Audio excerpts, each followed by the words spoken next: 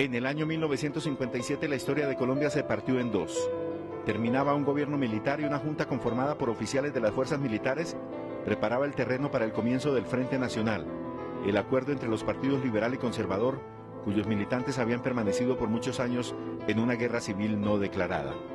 En medio del conflicto conocido como la época de la violencia, los sectores que conformaban la nacionalidad comprendieron que necesitaban hacer del país un productor competitivo que garantizara el desarrollo y bienestar de su población. En 1957 la capacitación de los trabajadores colombianos se ofrecía en forma descoordinada por intermedio de 48 escuelas técnicas que para ese año solamente graduaron a 642 estudiantes. En ese momento el país necesitaba que fueran formados 10.000 trabajadores. La mano de obra no calificada se concentraba en los sectores subnormales de las grandes ciudades, lo que generó un incremento en los índices de desempleo del país. Esta necesidad de personal calificado presionó la creación del Servicio Nacional de Aprendizaje SENA.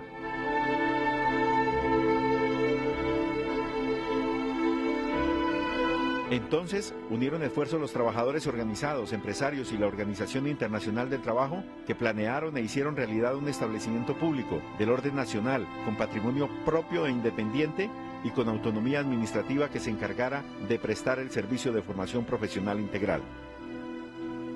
El doctor Rodolfo Martínez Tono se embarcó en el sueño que se convertiría en la que sería la obra de su vida.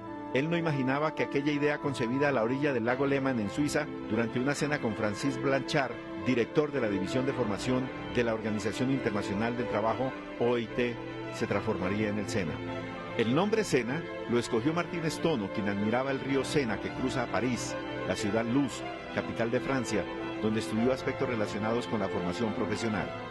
Mediante el decreto 118 del 21 de junio de 1957, expedido por la Junta Militar, se creó el Servicio Nacional de Aprendizaje.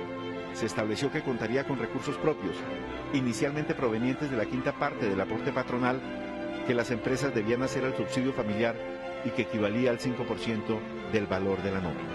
Sus funciones, definidas en el decreto 164 del 6 de agosto de 1957, eran brindar formación profesional a los trabajadores, jóvenes y adultos de la industria, el comercio, la agricultura, la minería y la ganadería. Asimismo, su fin era proporcionar instrucción técnica al empleado, formación acelerada para los adultos y ayudarles a los empleadores y trabajadores a establecer un sistema nacional de aprendizaje. Y se abrieron centros de capacitación a estudiantes y trabajadores con programas ordenados y dirigidos a cubrir las necesidades laborales y técnico-educativas con base en estudios que mostraban las necesidades regionales, con tecnologías avanzadas y con el espíritu formativo para hacer de sus alumnos los mejores colombianos. En 1957 empezó a sesionar el Consejo Directivo Nacional en un edificio ubicado en la calle 20 con carrera octava por espacio de 3 años. Organizaciones sindicales como la Confederación de Trabajadores de Colombia, CTC, y la Unión de Trabajadores de Colombia, UTC, respaldaron al SENA para que cumpliera un papel fundamental en el desarrollo del país. Como en toda gran empresa, el comienzo fue difícil. Las primeras clases se dictaron en las aulas del Politécnico Central y de la Universidad Nacional. También en improvisadas carpas de circo, levantadas en ciudades y municipios con el fin de ampliar su cobertura. La institución atendería las demandas de la empresa privada en sus planes de expansión, del gobierno con sus políticas de arbitraje y planificación de los recursos, y de los trabajadores que exigían más capacitación, bienestar y calidad de vida. Capacitar al mayor número de personas era la consigna. Por ello, los instructores visitaron comunidades marginadas en el barrio Meissen, en Bogotá, y levantaron más de 100 carpas de circo en ciudades y municipios. En ellas, desarrollaron los programas móviles rurales y urbanos denominados Programas de Promoción Profesional Popular, que después se llamaron Programas Móviles. En marzo de 1959 se inició el primer curso de aprendizaje industrial con 130 trabajadores aprendices, patrocinados por 27 empresas.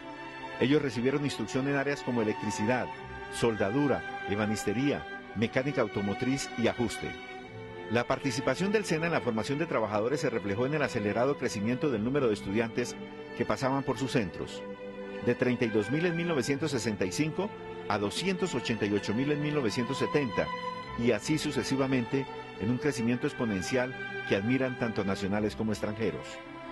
Una gran masa de trabajadores comenzó a ver en las oportunidades de capacitación en el SENA un nuevo y efectivo vehículo que les permitía elevar su posición social con base en los nuevos conocimientos adquiridos.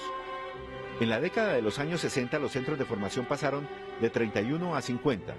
La formación no tradicional fuera de los centros representó el 35% del total y se crearon los centros agropecuarios y la división agropecuaria.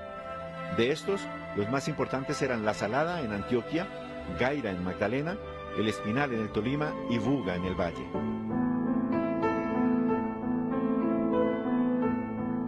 Entre 1969 y 1973 se propuso atender las demandas de formación de desempleados y subempleados en las áreas urbanas y definió nuevas políticas y perspectivas que se hicieron efectivas en 1974. Es el SENA que mira con optimismo los retos que tiene para el siglo XXI.